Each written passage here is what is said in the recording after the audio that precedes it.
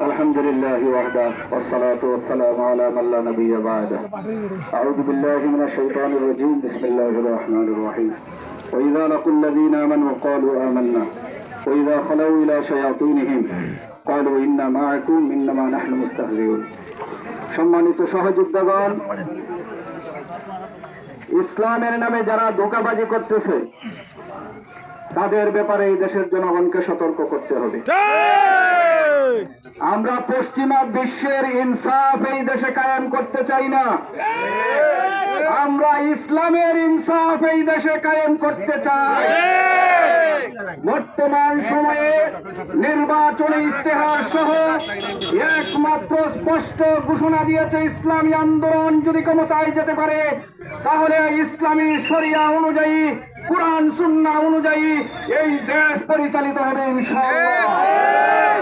যদি ইসলামের ইনসাফ কায়েম হয়, ইসলামের ইনসাফের ভিতরে মুসলমান, ইহুদি, খ্রিস্টান সমস্ত ধর্মাবলম্বী মানুষ নিরাপদ থাকবে। এই জন্য সম্মানিত উপস্থিতি, সকলের নিকট উদাত্ত আহ্বান রাখবো, 47-এ যারা এই দেশের মানুষের পক্ষে থাকতে পারে নাই, 71-এ যারা এই দেশের মানুষের পক্ষে থাকতে পারে নাই, আগামী দিনেও এরা এই দেশের মানুষের পক্ষে কাজ করবে, এটা আমরা বিশ্বাস করি না।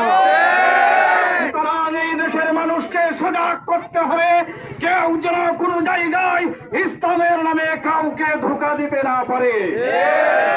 চাঁদাবাজি, টেন্ডারবাজি, রাহাজানিতে লিপ্ত, এদের বিরুদ্ধে যেভাবে আমরা সচেতন, তেমনি ভাবে ইসলামের নামে ধোঁকাবাজি করে আমেরিকার সাথে যারা গোপন বৈঠক করে, ভারতের সারা গোপন বৈঠক করে বিদেশিদের এজেন্ডা এদেশে বাস্তবায়ন করতে চায়, তাদের ব্যাপারেও আমরা সচেতন। আগামী দিনে এদেরকে এ দেশের কিঞ্চি পরিমাণ মাটি আমরা তাদের জন্য ছেড়ে দেব না ইনশাআল্লাহ। এই জন্য আগামী দিনে হাত পাকার মার্কাকে ইনশাআল্লাহ ইসলামকে ক্ষমতায় নিতে হবে। তাই আমরা 12 তারিখের নির্বাচনে মাওলানা মুখলেসুর রহমানকে নিজেদের সর্বস্ব দিয়ে বিপুল ভোটে বিজয়ী করার আহ্বান জানিয়ে আমি আমার সংক্ষিপ্ত বক্তব্য এখানেই শেষ করছি। নাসরুম মিনাল্লাহি ওয়া ফাতহুন।